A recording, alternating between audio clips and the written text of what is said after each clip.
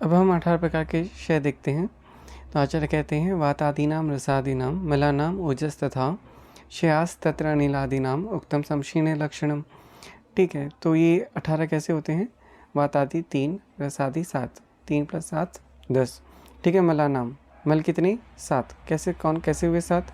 मूत्र, पुरीश और जो आपके पंचेंद्रिय है ना, उनके जो अधिष्ठान है, उनके जो मल हैं वो 5।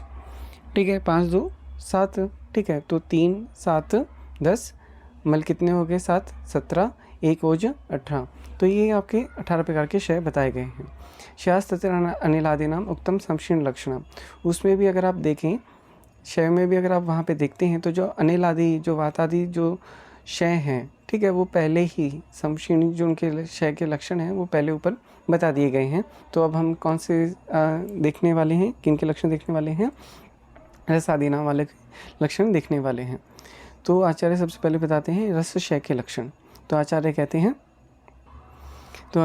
हैं वातादीनाम रसादीनाम मलानाम ओजस तथा, ये हो गया था हमारा, देख रहे थे रस क्षय के लक्षण।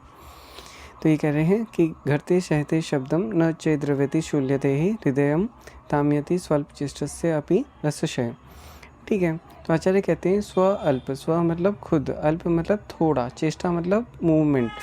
तो कोई भी व्यक्ति जिसका रस हो रखा है, अगर वो खुद थोड़ी बहुत भी मूवमेंट करता है, ठीक है, हल्का फुल्का भी चल लेता है या कुछ करता है, तो उसके हृदय में घटते मतलब उसको ऐसा महसूस होता है कि उसका दिल भी हिल रहा है। ठीक है, सहते शब्दम न उच्चैः द्रव्यति, ऊँचे शब्द को वो सुन नहीं पाता। द्रव्यति अर्थात उसे घबराहट होने लग जाती है, उसका दिल धक धक करने लग जाता है, पाल्पिटेशंस होने लग जाते हैं, हृदय में शूल होने लग जाता है। ठीक है, ताम्यति, आंखों के सामने अंधेरा छाने लग जाता है। ठीक है, जिसका रस क्षय हो रखा है उसका दिल हिलने जैसे उसको महसूस होगा। ठीक है, उसको घबराहट होगी, हृदय में शूल होगा, आंखों के सामने अंधेरा आएगा और थोड़ी बहुत भी ऊँची आवाज़ वो सहन नहीं कर पाएगा। अब देखते हैं रक्तक्षय एवं मांसक्षय के लक्षण। ठीक है, इसमें आचार्य कहते हैं, ठीक है, तो पहले ही इसमें रक्तक्षय के देखते हैं, फिर मांसक्षय के देखेंगे। तो रक्तक्षय में आचार्य कहते हैं पुरुषा स्फुटिता मलाना त्वग रुक्षा रक्त संशय। अगर किसी व्यक्ति में रक्त का क्षय हो रखा है तो उसकी जो त्वक मतलब त्वक इज योर स्किन, तो उसकी स्किन कैसी होगी? परुष हो जाएगी। परुष का अर्थात होता है उसमें खुरदरापन आने लग जाएगा। स्फुटिता, फटने लगेगी स्किन। ठीक है, मलाना, मलिन हो जाएगी। रुक्ष, ड्राइनेस आ जाएगी। ठीक है, तो किसी का रक्त क्षय हो रखा होगा तो उसके त्वक में ये सारे लक्षण देखने को मिलेंगे। फिर देखते हैं मांसक्षय के लक्षण। मांसक्षय के यहाँ पे ना वो नहीं लिखा हुआ, श्लोक नहीं लिखा हुआ। ठीक है, मांसक्षय के लिए आचार्य कहते हैं मांसक्षय विशेषेण स्विग ग्रीवा उदर शुष्कता। स्विग ग्रीवा उदर ग्रीवा शुष्कता। तो अगर किसी में मांसक्षय हो रखा है तो उसके स्विग में, ग्रीवा में और उदर में शुष्कता आ जाएगी, मतलब उसमें इमैशेशन हो जाएगा। स्विग क्या होता है? आपका ग्लूटेल रीजन। ठीक है, ग्रीवा क्या होती है? आपकी गर्दन। ठीक है, उदर होता है आपका पेट। ये सारे कैसे हो जाएंगे? ये पतले होने लग जाएंगे, इमैशिएटेड होने लग जाएंगे।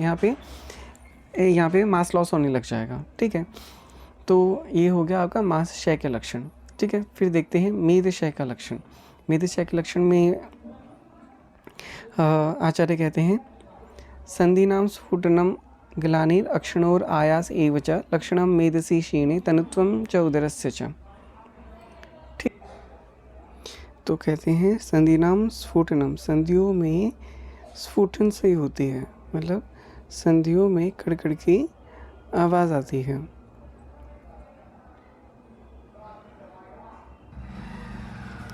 ग्लानि रक्षणों, अक्षी में ग्लानि होती है। ठीक है, आयास मतलब थकावट होती है। लक्षणम मेदसी क्षीणी, ये सारे लक्षण देखने को मिलते हैं। और साथ में क्या देखने को मिलता है? तनुत्वम च उदरस्य। ठीक है, आपका जो उदर है अर्थात आपका अब्डोमेन है वो पतला होता है, पतला हो जाता है। ठीक है, इमैशिएटेड हो जाता है आपका जो उदर है, तो उसको बोल दिया हमने तनुत्वम च उदरस्य।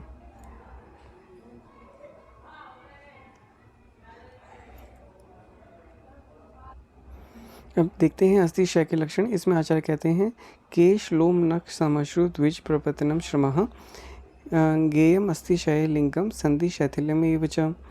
तो आचार्य कहते हैं कि जब अस्थि का क्षय होता है तब केश अर्थात बाल, लोम, आपके हेयर फॉलिकल्स, बॉडी हेयर्स जो होते हैं, ठीक है, नख, नाखून, ठीक है, समश्रु आपकी दाढ़ी, द्विज प्रपतनम, ठीक है, मतलब और दांत, ठीक है, इनका आपका क्या प्रपतन मतलब गिरना। तो ये सारे क्या होते हैं, गिरने लग जाते हैं या झड़ने लग जाते हैं। श्रम, थकावट होती है, ठीक है। गेयम अस्थिशय लिंगम, इससे हमें ज्ञान होता है अस्थिशय के लक्षणों का। और साथ में हमें क्या और देखने को मिलता है, संधि शैथिल्यम एवच, जो संधियाँ होती हैं, जो जॉइंट्स होते हैं, शैथिल्य, शिथिलता इज द लूजनेस, ठीक है, लूजनिंग ऑफ द जॉइंट आपको महसूस होती है। लूजनिंग ऑफ द जॉइंट को अगर आप समझना चाहते हैं, शिथिलता को, तो एक होता है कि जैसे आपने कभी देखा है, कभी आपके साथ हुआ, आप चल रहे हो अचानक से और अचानक से आपका पाँव मुड़ जाता है, स्प्रेन नहीं, ठीक है, अचानक से कभी कभी पोस्चर चेंज हो जाएगा, तो उसमें उसको शिथिल हो जाती है। जैसे वो शिथिल हो जाती है ना, लूज़ हो गया, तो वो अपने स्ट्रक्चर पे रह नहीं पाती और वो डिस्ट्रैक्ट हो जाती है, ठीक है। तो ऐसे लूजनिंग ऑफ द जॉइंट से आप उसको थोड़ा सा अपने आप से समझ सकते हैं, ठीक है, संधियों में शिथिलता आने लग जाती है।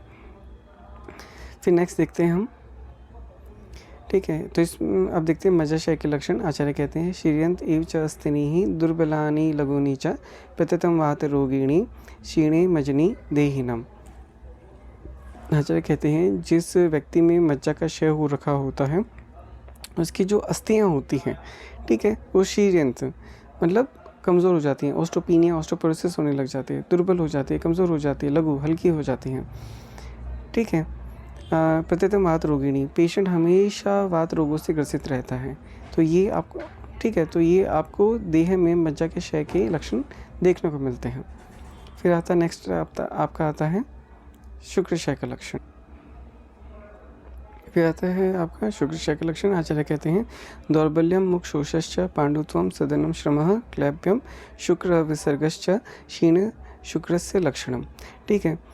तो क्षीण शुक्र के क्या क्या लक्षण देखने को आपको मिलेंगे, दौर्बल्य, ठीक है, शरीर में दुर्बलता आ गई, मुख शोषश्च, ऐसा लगेगा किसी ने चेहरे को बिल्कुल सुखा दिया है, ऐसा। जब इसका मुख शोष का अगर आप समझना चाह रहे हो प्रैक्टिकल लाइफ में, तो जब किसी को बुखार होता है, ठीक है, और काफ़ी दिन तक उसका रहता है, तो आप उसका चेहरा जब देखते हो तो ऐसा लगता है ना सूख गया है एकदम से, उसके अंदर कुछ नहीं है, वो होता है मुख शोष एक तरह का ना, ठीक है। फिर आता है पांडुत्वम, चेहरेपन में एक सफ़ेदपन आने लग जाता है, ठीक है, या फिर पीलापन आने लग जाता है, जैसे क्योंकि वो अनेमिक, जैसे अनीमिया में होता है ना कि जैसे आपने देखा होगा आइस जैसे वाइट होने लग जाती हैं, चेहरे पर धीरे धीरे वाइट होने लग जाता है, तो पांडुत्वम, ठीक है। सदनम श्रमः, ठीक है, श्रम मतलब थकावट होने लग जाती है। क्लैब्य, नपुंसकता आ सकती है। शुक्र अविसर्गश्च, शुक्र का विसर्ग नहीं होता, मतलब शुक्र नहीं निकलता, तो इसका ये किसके सारे लक्षण हैं, ये क्षीण शुक्र के लक्षण हैं।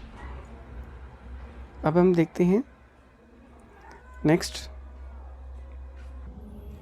तो अब जो ये पुरुष के लक्षण है, इसमें कहते हैं क्षीणे शकृति च अंतराणि पीड्यन इव मारुतः वृक्षस्य उन्मयन कुक्षीम तीर्यक ऊर्ध्वम च गच्छति है, ठीक है। जब शकृत क्षीण होता है किसमें, किसी भी वृक्ष वाले पुरुष में, वृक्षस्य मतलब किसी वृक्ष व्यक्ति में जब शकृत क्षीण होता है, पुरुष का क्षय होता है, तो जो वायु होती है वो आंत्र में पीड़ा उत्पन्न करती है, ठीक है। तो आंत्र में वह पीड़ा उत्पन्न करते हुए क्या करती है, कुक्षी को उन्मयन, उन्मयन मतलब होता है उठाती है, कहाँ, तीर्यक और ऊर्ध्वम, टेढ़ा और ऊपर, ठीक है। तो ये एक तरह की इन्होंने क्या बता दिया, एक तरह का एक सिचुएशन बता दी कि जब किसी का पुरुष होता है, एक तो उसके अब्डोमेन में पेन होता है, प्लस अगर आप उसको विजुअली देखेंगे तो उसका जो अब्डोमेन होगा वो आपका थोड़ा सा साइडवेज और अपरवेज थोड़ा सा ज़्यादा आपको वैसे नज़र आएगा, और बाकी आपको थोड़ा सा एक वैसा मतलब अप्रोप्रिएट नज़र आएगा। सिंपल सी बात है, जिसमें मेन जो इन्होंने बोला है कुक्षी तीरक और ऊर्ध्व चली जाती है, तो मतलब वहाँ पे थोड़ा सा हिस्सा जो होगा वो आपको थोड़ा मोटा सा नज़र आएगा, बाकी हिस्सा आपको थोड़ा सा बैठा हुआ नज़र आएगा। इससे आप ये अंदाज़ा लगा सकते हो कि कुक्षी आपकी तीरक और ऊर्ध्व चली गई है, ठीक है। जैसे मान लीजिए ये आपकी कुक्षी है, ठीक है, तो ये तीरक मतलब टेढ़ा और ऊपर ऊर्ध्व चली गई है, या फिर ये तीरक या ऊर्ध्व चली गई है यहाँ पे, चाहे तो यहाँ पे चाहे यहाँ पे, कहीं एक पे हो सकता है।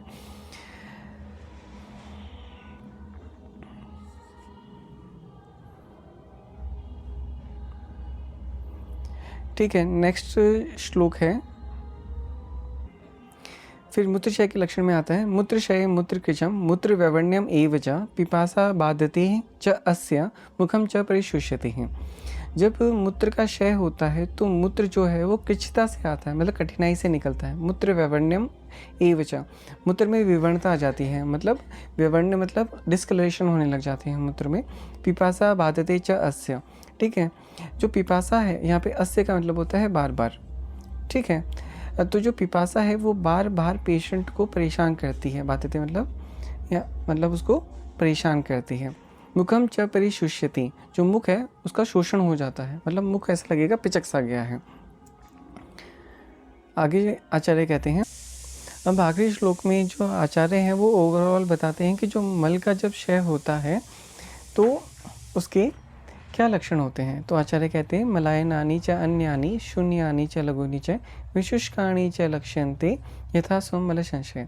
मतलब जब मल का क्षय होता है तो वह कौन से लक्षण दिखाता है, वह यह लक्षण दिखाता है कि जो जिस भी मल का क्षय हो रहा है उसका जो मलायन है, मतलब जो उसका जहाँ पे उसका अधिष्ठान है, ठीक है, जो उससे आश्रित है, एकदम कोरिलेटेड है, ठीक है। जैसे मूत्र से बस्ती हो गया आपका, पुरुष से आंत्र हो गया, जो से एकदम एसोसिएटेड होता है। च अन्यानी, अन्यानी मतलब जो उसके साथ एसोसिएटेड है इनडायरेक्टली, ठीक है। ये तो डायरेक्ट उसका घर हो गया, ये उनके साथ जो एसोसिएटेड होते हैं ऑर्गन्स, उनके बारे में बात करते हैं कि उनमें क्या आने लग जाती है, शून्यता आने लग जाती है दोनों में, और उन दोनों में लघुता आने लग जाती है, और वो दोनों विशुष्क हो जाते हैं, मतलब उसमें छोटे हो जाते हैं क्योंकि वो शुष्क हो गए हैं।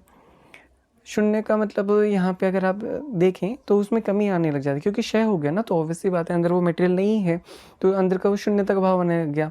लघु क्यों बोला गया, लघु इसलिए बोला गया, ऑब्वियसली बात है अंदर जो वो मटेरियल नहीं है, जो मल होना चाहिए था, उसकी वजह से वो लघु हो गया है, ठीक है। और विशुष्क क्यों हो रहा है, क्योंकि वो क्षय हो चुका है, उसके अंदर कुछ है नहीं, तो उसका जो नॉर्मल साइज है उससे वो अब कम हो गया है। तो ये इन्होंने कॉमन एक टिप्पणी दे दी कि अगर मल क्षय होता है तो उसमें क्या देखने को मिलता है। तो अब हम देखेंगे नेक्स्ट, आगे आता है ओज क्षय के लक्षण। आचार्य कहते हैं, बिभेति दुर्बलो अभीक्षणम ध्यायति व्यथिते इंद्रियः दुष्छायो दुर्मना रुक्षः श्यामश्चैव ओजसः क्षय। तो आचार्य कहते हैं कि जिस मनुष्य का ओज क्षय हो रखा हो, ठीक है, और उसका वो क्या होगा, उसमें रुक्षता होगी और क्षीणता होगी, ठीक है।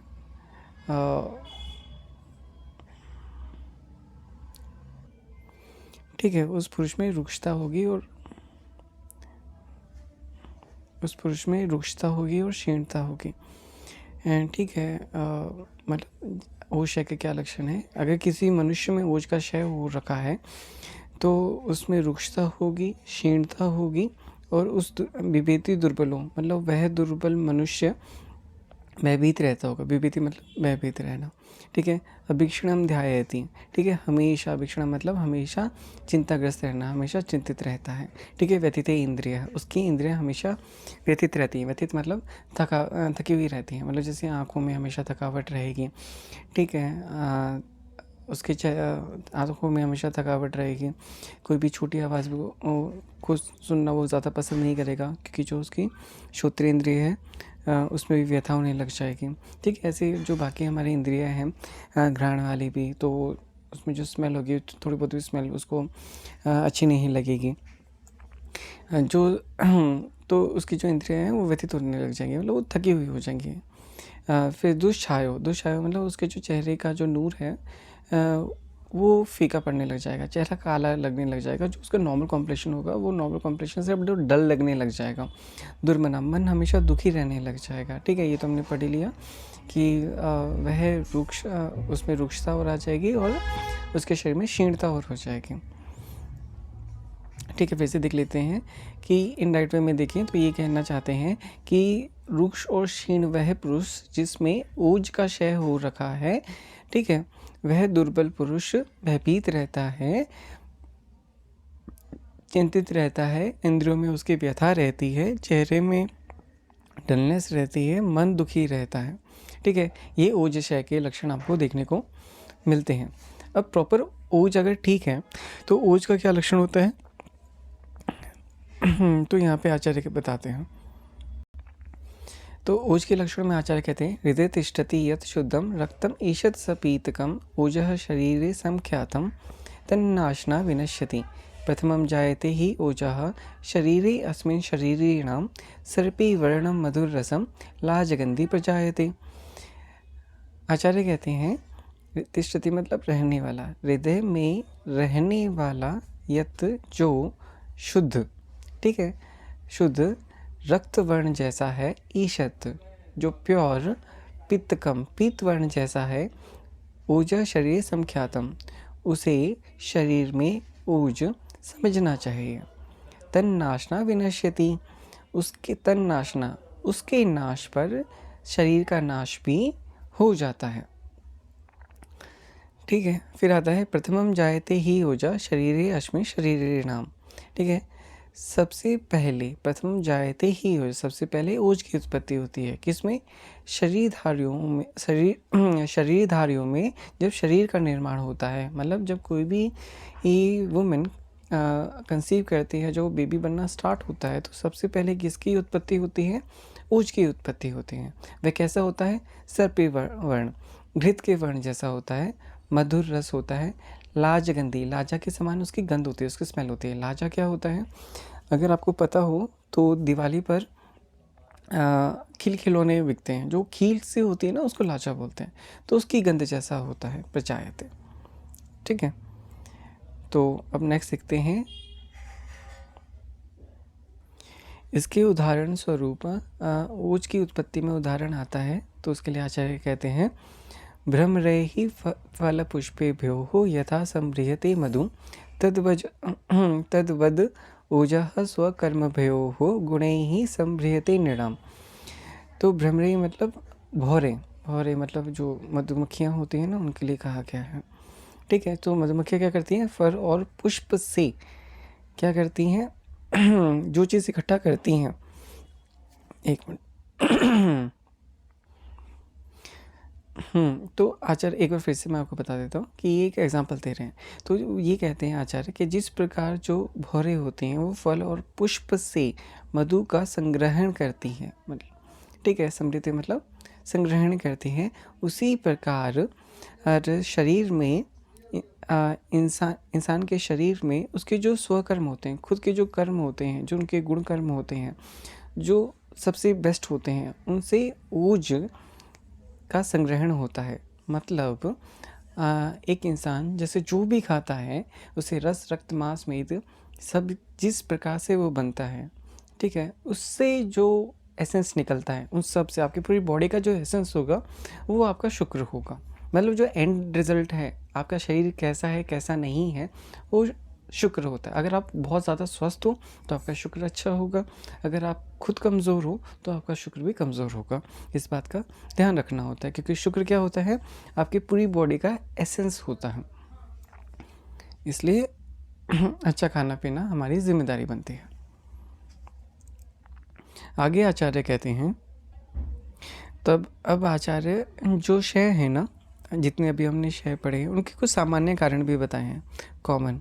तो ये आपके लिए इम्पोर्टेंट क्यों हो जाता है, इसलिए इम्पोर्टेंट हो जाता है, अगर आपके पेपर में कुछ आता है और आपको कुछ याद नहीं आता है, एटलीस्ट आप शय में ये कॉमन कारण तो लिख सकते हैं। ठीक है, तो आचार्य क्या कहते हैं, व्यायामो अंशनम चिंता रुक्ष अल्प प्रमितासनम वात आतपौ भयम शोको रुक्षपानम प्रजाग्रह कफ शोणित शुक्राणाम मलानाम च अति वर्तनम कालो भूत उपघातश्च ज्ञात्वा शय हेतवः। ठीक है, इसके माध्यम से शय के सामान्य कारण आचार्य बताना चाह रहे हैं। वे कहते हैं कि व्यायाम करने से, अत्यधिक व्यायाम करने से, अनशन मतलब खाना न खाने से, चिंता करने से, ठीक है, रुक्ष भोजन करने से, अल्प भोजन करने से, प्रमितासन, प्रमितासन का मतलब होता है एकदम नाप के खाना, कि नहीं मुझे सिर्फ एक रोटी खानी है या फिर मुझे सिर्फ 2 रोटी खानी है, उस हिसाब से, मतलब प्रमितासन नपातुला खाना। ठीक है, वात, अत्यधिक वात के कारण, आतप धूप के कारण, भय के कारण, शोक के कारण, रूक्षपान, यहाँ पे रूक्षपान का अर्थ होता है मद्यपान करना, अत्यधिक मद्यपान करने के कारण, फिर अत्यधिक मद्यपान करने के कारण प्रजागरण, प्रजागरण मतलब रात्रि जागरण करने के कारण कफ, शोणित, शुक्र और मल, इनका अति प्रवर्तन होने के कारण कफ, शोणित, शुक्र और मल जब ये ज़्यादा शरीर से निकल जाते हैं तब क्षय हो जाता है। ठीक है। कालों, काल यहाँ पे किसकी बात कर रहे हैं? काल आपके दो काल की बात कर रहे हैं। एक आपने आदान काल और विसर्ग काल पढ़ा है, तो एक आदान काल की बात होती है, क्योंकि आदान काल में क्या होता है, अग्नि महाभूत होता है, तो उसमें क्षय होता है। आग्नेय काल होता है, उसमें सूर्य बलवान होता है। ठीक है। और एक दूसरा होता है वृद्धावस्था, और वृद्धावस्था में क्या होता है, बात का प्रकोप ज़्यादा होता है, और वो भी एक, उसमें भी क्षय होता है, तभी सारे बुजुर्ग कमज़ोर होते हैं। ठीक है। और कालो भूत उपघातश्च, यहाँ पे असली में भूतों की बात की गई है। जो भूत प्रेत होते हैं ना, अगर आपके ऊपर भूतों का साया है तो भी आपका क्षय होता है। तभी क्या होता है कि जब आप कमज़ोर होते हैं, बीमार होते हैं, तो मम्मी क्या करती है, आपकी नज़र उतारती है। ठीक है। भूत उपघातश्च ज्ञात्वा क्षय हेतवः, तो आपको ज्ञान होना चाहिए कि ये क्षय के कॉमन हेतु हैं। होप सो ये आपको समझ में आ गया हो। अब नेक्स्ट देखते हैं। तो अब हम यहाँ से लेकर यहाँ तक मधुमेह के निदान एवं संप्राप्ति देखेंगे। ठीक है, कि मधुमेह होता कैसा है, क्योंकि इसी से फिर हमारी क्या होगी, जो हमारी प्रमेह पीड़िकाएँ हैं वो कैसी हो, प्रमेह पीड़िकाएँ फिर आपको समझ में आएगी। तो पहले आपको पता होना चाहिए कि ये प्रमेह मधुमेह होता कैसे है।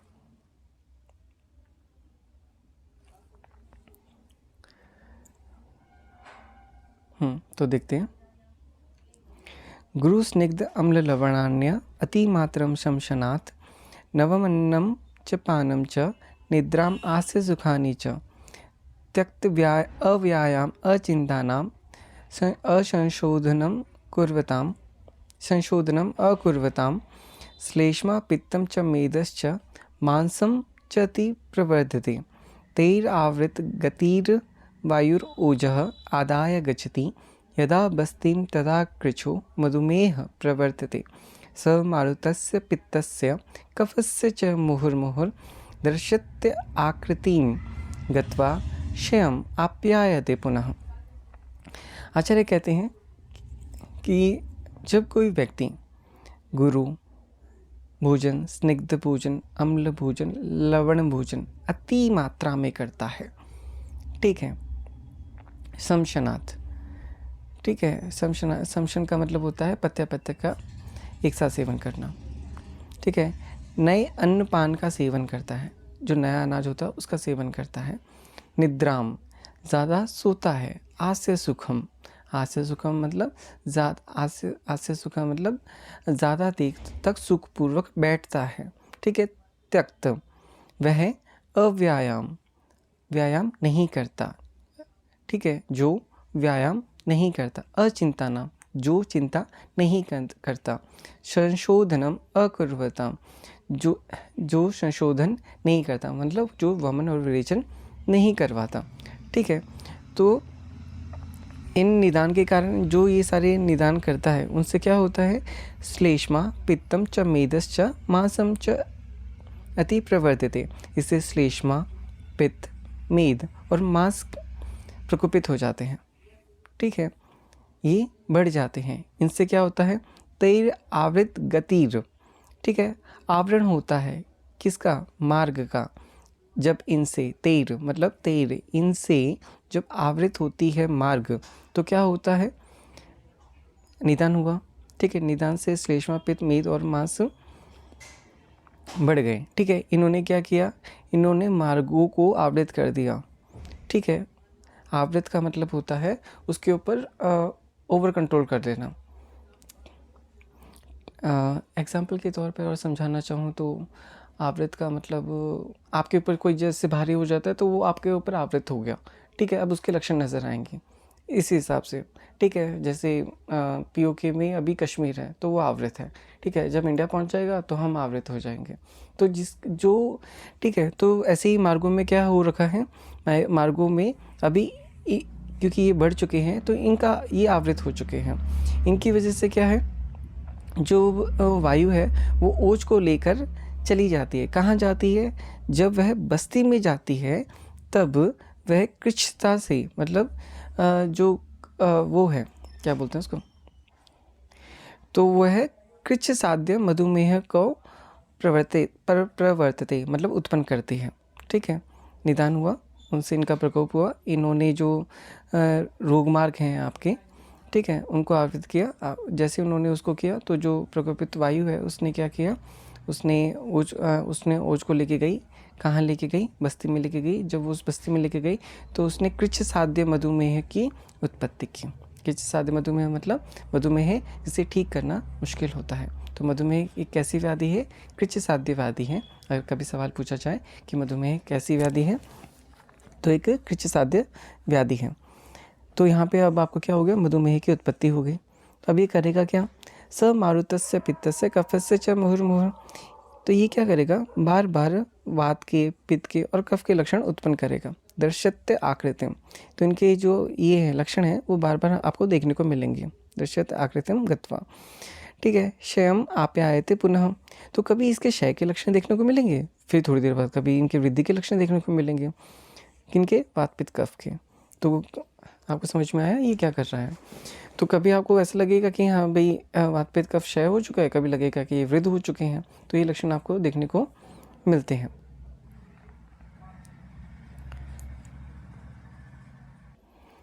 इसके बाद एक श्लोक और है, वो यहाँ पे मिसिंग है, तो मैं वो बोलता हूँ, उसको समझाता हूँ। ठीक है, श्राविका वाले स्टार्ट करने से पहले। तो आचार्य कहते हैं, मांस ये उपेक्षया अस्य जायन्ते पीड़का सप्त दारुणाः मांसलेष्व अवकाशेषु मर्म स्व अपि च संदिषु श्राविका कच्छपिका जालिनी सर्षपी तथा अलजी विंथाख्या च विदृति च एति सप्तमे। तो आचार्य इसमें क्या कहते हैं? उपेक्षया अस्य जायन्ते पीड़का सप्त दारुणाः, मतलब अगर आप इस मधुमेह, जो आपने अभी मधुमेह हुआ है, अगर आप इसका ट्रीटमेंट करते तो ठीक है। अगर आप उपेक्षा मतलब ट्रीटमेंट नहीं करते, मतलब इसे इग्नोर कर देते हैं, तो क्या होगा? इसको इग्नोर करने पर सप्त दारुण पीड़िका उत्पन्न होगी। ठीक है, दारुण का अर्थ होता है कष्टदायक, कठिन, जो ठीक होने में कठिन हो। ठीक है, उपेक्षा अस्य जायन्ते पीड़िका सप्त दारुणाः। ठीक है, ये कहाँ होती हैं? ये मांसलेष्व अवकाशेषु, मांस प्रदेश में जहाँ पे आपको अवकाश मिलता है, जहाँ पे एक आपको शून्य स्थान मिलता है, वहाँ पे ये होती हैं। मर्म स्वपी, मर्म स्थान में होती हैं। च संदिशों, और संधियों में होते हैं। कौन सी सात होती हैं? श्राविका, कच्छपिका, जालिनी, सरशपी तथा अलजी और वेनता। च इति सप्तमी। ठीक है तो ये सात होती हैं। और इसके आगे जैसे इन्होंने बोला है विदृति च इति सप्तमी, तो विदृति भी 7 प्रकार की होती है, वो हम बाद में देखेंगे। पहले हम क्या देखने वाले हैं कि जो 7 आपकी ये पीड़िकाएँ हैं, प्रमेह पीड़िकाएँ हैं, अब इनके बारे में देखते हैं। ठीक है, तो सबसे पहले हम कौन सी पढ़ने वाले हैं? श्राविका। तो सबसे पहले देखते हैं श्राविका पीड़िका के क्या लक्षण हैं। अंत उन्नता मध्य निम्ना शावाह क्लेद रुगान्विता श्राविका स्यात् पीड़िका श्राव आकृति संस्थिता। तो ये इसको थोड़ा सा इससे समझते हैं। ठीक है, मान लीजिए ऐसे एक कोई डायग्राम बना लेते हैं। अंत उन्नता मतलब जो भी उसका एंड होगा, ठीक है, ये क्या होगा? इन्फ्लेम्ड होगा, उठा होगा, अंत उन्नता। ठीक है, मध्य निम्ना, जो बीच में होगा यहाँ पे गड्ढा होगा। ठीक है, तो इसको थोड़ा सा ऐसे से आपको ज़्यादा क्लियर हो जाएगा। ठीक है, अंत उन्नता मध्य निम्ना, ऐसे गड्ढा सा बना होगा। ठीक है, शावाह, शावा मतलब ये जिस रंग का होगा ये शाववर्ण का होगा। शाववर्ण आपका कैसा होता है? थोड़ा सा मतलब ग्रेइश टाइप का, ब्लैकिश टाइप होगा। ठीक है, क्लेद मतलब यहाँ से डिस्चार्ज हो रहा होगा। ठीक है, क्लेद। रुगन्विता मतलब ये पेनफुल भी होगा। ठीक है, पेनफुल भी होगा। ठीक है, और कैसा होगा? श्राव आकृति संस्थिता, श्राव की आकृति जैसा होगा। और इसको क्या बोलेंगे? श्राविका स्यात् पीड़िका। ये है आपका जो श्राविका पीड़िका है। ठीक है, ये आपकी श्राविका पीड़िका। अंत उन्नता मध्य निम्ना श्रावण का होगा। क्लेद गीला होगा, मतलब इसमें डिस्चार्ज हो रहा होगा। रुगान्विता पेनफुल होगा, और श्राव की आकृति वाला होगा। ठीक है।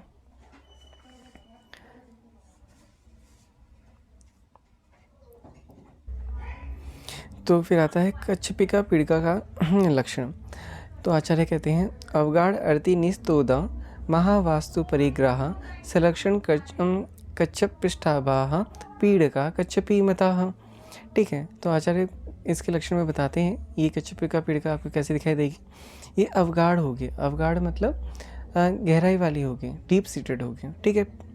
अर्ति, अर्ति मतलब पीड़ादायक होगी, पेनफुल होगी। निस्तोद, निस्तोद मतलब ये स्पेसिफाई करता है कि सुई चिभने जैसी पीड़ा होगी। अर्ति मतलब पीड़ा युक्त होगी, मतलब अगर आप उसको टच करोगे तो पेनफुल होगी। ठीक है। निस्तोद मतलब तोद में, और ये पेशेंट को खुद महसूस होगी कि हाँ उसको ना सुई चुभने जैसी पीड़ा हमेशा बनी रहती है। महा मतलब अधिक। ठीक है। वास्तु, वास्तु का मतलब स्थान। ठीक है। परिग्रह मतलब फैलना, मतलब वह अधिक स्थान में फैली हुई होगी। मतलब अगर आप बॉडी में देखें तो एक लार्जर एरिया वो कवर कर रही होगी, मतलब बहुत ज़्यादा फैली हुई होगी। दूसरा इसका मतलब आप ये भी निकाल सकते हैं साथ साथ में, एक तो ज़्यादा जगह फैली हुई है, दूसरा डीप सीटेड भी उतनी ही है, मतलब उसमें रक्त रस मांस मेद ज़्यादा धातुएं इन्वॉल्व हैं। तो दोनों चीज़ हो गई, सुपरफिशियल भी बहुत ज़्यादा फैली हुई है और डीप सीटेड भी बहुत ज़्यादा है, तभी इसको अवगाढ़ भी बोला, गहराई वाली।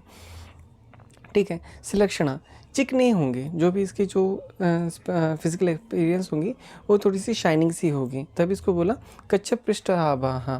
जो कछुआ है ना उसके पीठ की तरह होगी। ठीक है, उसकी पीठ की तरह दिखने वाली होंगी, तो उसको बोल दिया ये कच्छपिका पीड़िका। ठीक है, इसलिए इसको कच्छपिका पीड़िका बोला क्योंकि कछुए के पीठ जैसी लगभग देखने को मिलती हैं और ये बहुत ज़्यादा गहराई वाली होती हैं, पेनफुल होती हैं, सुई चुभने जैसी होती हैं, एक बॉडी का लार्जर एरिया कवर करती हैं। फिर आता है आपका नेक्स्ट। ठीक है, फिर आता है जालिनी पीड़िका, जालिनी पीड़िका का लक्षण। ठीक है, अब जो जालिनी पीड़िका का लक्षण है तो अभी देखते हैं है कैसा। पहले आपको ये नाम से ही आपको थोड़ा समझना चाहिए कि जालिनी जाल जैसा जो होता है, जाल कौन सा, मैश, मच्छरदानी टाइप, या फिर जो मछुआरे फेंकते हैं ना जाल, उसमें उस टाइप से थोड़ा सा होता है।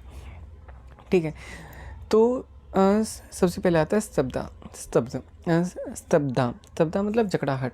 तो जहाँ पे भी जिस भी बॉडी पार्ट में ये होगा, जहाँ पे भी स्किन में अवेलेबिलिटी होगी इस डिज़ीज़ की, जालिनी की, वहाँ पे पेशेंट ये कहेगा कि मुझे ना वहाँ पे ना ऐसा लगता है कि मेरी जो त्वचा है वो खींच रही है, जहाँ पे भी ये जालिनी पीड़िका अवेलेबल होगी। शिरा जालवती, ऑब्वियस सी बात है वो शिरा के जाल जैसे दिखता होगा, मतलब जो मैश होता है आपका उस जैसा दिखाई दे रहा होगा। स्निग्ध स्रावा, ठीक है, उसमें से एक स्निग्ध डिस्चार्ज हो रहा होगा, चिकना डिस्चार्ज हो रहा होगा। महा आशया, आशय अगेन, महा मतलब ज़्यादा, आशय इज योर गहराई, ज़्यादा से ज़्यादा आपकी धातु इन्वॉल्व होती हैं, मतलब इसमें एक से ज़्यादा आपको धातुएं इन्वॉल्व होती हुई नजर आएंगी, जैसे रस रक्त मांस मेद तक भी इसमें देखते हैं कि ज़्यादा से ज़्यादा गहराई देखने को मिलती है। ठीक है। रुजा निस्तोद बहुला। ठीक है, अब आप देखेंगे कि ऊपर भी हमने अर्ति निस्तोद देखा था। ठीक है, अर्ति निस्तोद यहाँ पे देखा था और इस पे भी कुछ ऐसा ही है, पर यहाँ पे एक चीज़ अगर आप नोटिस करें तो यहाँ पे बहुला मेंशन किया गया है। रुजा अगेन क्या है, आपका पेन है। निस्तोद आपका प्रिकिंग पेन है, प्रिकिंग पेन अगेन सुई चुभने जैसी पीड़ा, पर यहाँ पे क्या होगा, बहुला मतलब उसकी इंटेंसिटी काफ़ी सीवियर होगी। ठीक है, उसमें सूक्ष्म छिद्र बने हुए होंगे, जब आप उसको विजिबल कर रहे होगे, जाल जैसा तो दिखाई देगा, जाल के बीच में अगर आप उसको देखोगे तो आपको ऐसा लगेगा कि इसमें से कुछ छेद बने हुए हैं। ऑब्वियसली बात है डिस्चार्ज वहीं से हो रहा है, जो भी स्निग्धा वाला डिस्चार्ज हो रहा है, तो इसलिए जब हम इसको देखते हैं तो इसलिए इसको हमने बोल दिया जालिनी पीड़िका।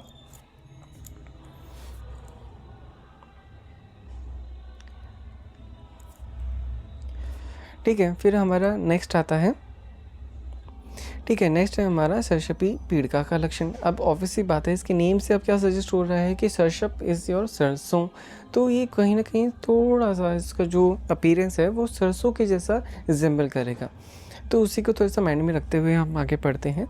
तो कहते हैं आचार्य, पीड़िका न अति महती क्षिप्र पाका महारुजा सरसपी सरसपाभाभी पीड़िकाभीश्चिता भवेत।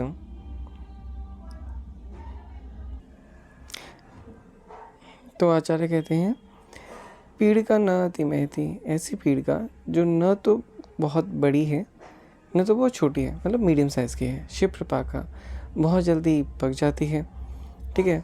महारुजा बहुत ज़्यादा पेनफुल है।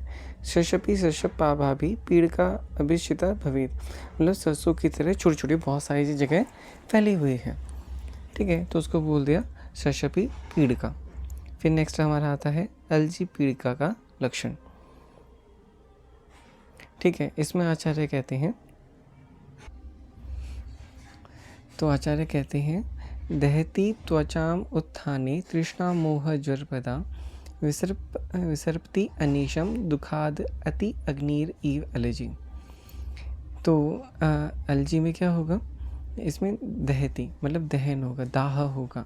त्वचाम उत्थाने, त्वचाम उत्थाने का मतलब होता है कि जहाँ से वह उत्पन्न हो रही है, उत्थाने, वहाँ पे त्वचा में दहन हो रहा है, ठीक है। तो ये एक साथ है, दहती त्वचाम उत्थाने, ठीक है। जहाँ से वह उत्पन्न हो रही है वहाँ त्वचा में दाह हो रहा है। साथ में पेशेंट को क्या हो रहा है, तृष्णा हो रही है, मोह हो रहा है और ज्वर की उत्पत्ति हो रही है।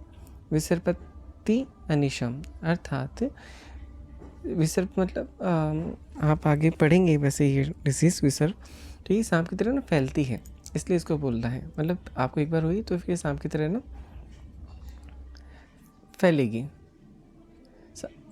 सॉरी सांप की तरह ना फैलेगी, इसलिए इसको बोलते हैं विसर्पति अनिशम दुखाद अति अग्निर इव अलजी। दुखाद मतलब ये कष्ट के साथ ना, जैसे अग्नि कष्ट के साथ जलाती है ना, जैसे आप अग्नि के ऊपर हाथ रखो तो आपका हाथ जलेगा और आपको दर्द होगा, ऐसे ही यह अग्नि की एक अति अग्नि की तरह आपको दुख के साथ आपको वहाँ पे जलन महसूस कराएगी, जिससे आपको हमेशा लगेगा कि हाँ यार यहाँ पे मुझे ना वो चीज़ जला रही है, ठीक है। तो इसलिए इसको बोल दिया अलजी पीड़िका, इसलिए ये है आपका अलजी पीड़िका का लक्षण। फिर हमारा आता है वीनता पीड़िका के लक्षण, ठीक है। वीनता पीड़िका क्या है लक्षण, अवगाढ़ रुजा क्लेदा पृष्ठे व अप्य उदरे अपि वा महती वीनता नीला पीड़िका वीनता मता। तो आचार्य कहते हैं,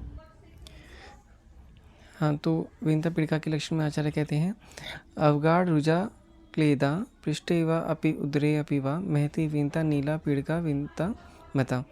अवगाढ़ मतलब जैसे आपको ऊपर बताया था गहराई वाली, रुजा पेनफुल, क्लेदा डिस्चार्ज होगा इसमें भी। मेनली ये कौन सी लोकेशन पे आपको देखने को मिलेगी, पृष्ठे व अपि उदरे व, पृष्ठ में मतलब आपके पीठ में, उदर में मतलब आपके एब्डोमेन रीजन में, ठीक है। ये कैसी होगी, महती बड़ी बड़ी पीड़िका होगी, ठीक है, बड़ी बड़ी, ठीक है। वीनता, वीनता का अर्थ होता है बीच में दबी हुई, ठीक है। नीला कैसा रंग होगा, नीला वर्ण का होगा, ठीक है। ये कौन सी, ये इसको हमें क्या जानना चाहिए, हमें इसको वीनता पीड़िका का समझना चाहिए, ठीक है। सिंपली ये कह रहे हैं कि जब पीठ पे और आपके पेट पर कोई बड़ी बड़ी बीच में दबी हुई नीले रंग की पीड़िकाएँ जो बहुत गहरी है, पेनफुल है और उसमें से डिस्चार्ज हो रहा है, वो आपकी कैसी है, वो आपकी वीनता पीड़िका है, ठीक है। अब लास्ट आ जाती है हमारी विदृति पीड़िका, ठीक है। विदृति पीड़िका के लिए आचार्य कहते हैं, तो अब हमारी 7 विदृतियों में से जो लास्ट विदृति है वो है विदृति पीड़िका। इसमें आचार्य कहते हैं विदृति द्विधाम आहु बाह्याम आभ्यंतरीम तथा बाह्या त्वक स्नायु मांस उत्था कंड्राभा महारुजा। जो विदृति है वो 2 प्रकार की होती है, वो 2 प्रकार की कही आहु मतलब कही होती है। कौन कौन सी, बाह्य, ठीक है, और आभ्यंतर, ये 2 प्रकार की होती हैं। जो बाह्य होती है वो आपके ना जो बाह्य होती है वो त्वक, स्नायु और मांस में उत्पन्न होती है और कंडरा के समान वह दिखाई देती है और वह बहुत ज़्यादा पेनफुल होती है। तो ये आपकी विदृति पीड़िकाएँ हैं, ठीक है। विदृति पीड़िका आपकी 2 होती हैं, बाह्य और आभ्यंतर, और जो बाह्य होती है वो कहाँ उत्पन्न होती है, त्वक, स्नायु और मांस में उत्पन्न होती है, कंडरा के जैसे दिखती है और बहुत ज़्यादा पेनफुल होती है, सीवियर पेनफुल होती है, ठीक है। अब विदृति कितने प्रकार की, अब हमने ये देख लिया हमने 7 प्रकार की। या प्रमेय पीड़िकाएँ देख ली, ठीक है। उसमें अभी 7वीं जो हमारी विद्यार्थी पीड़िका है, ये अगेन आपकी कितनी तरह की होती हैं? 2 प्रकार की होती हैं, ठीक है। कौन-कौन सी? बाह्य एवं आभ्यंतर। इसमें एक चीज़ मैं आपको बताना चाहूँगा कि जब हमने बीच में एक श्लोक मैंने आपको ऐसे वर्बली पढ़ाया था, उसमें मैंने आपको गलती से विद्यार्थी के ऐसे बोल दिया था कि 7 प्रकार होते हैं। नहीं, ऐसा कुछ नहीं है, ठीक है। वो हमारी प्रमेय पीड़िकाएँ 7 थी। कौन-कौन सी? श्राविका, कच्छपिका, जालिनी, सरस्वती, अलजी, वेंता और विद्रथी, ठीक है। विद्रथी आपकी अगेन 2 प्रकार की होती है। कौन सी? बाह्य एवं आभ्यंतर। इसके आगे हम वात, पित्त और श्लेष्मक भी देखेंगे, ठीक है। चलो वो उसके बाद में देखेंगे।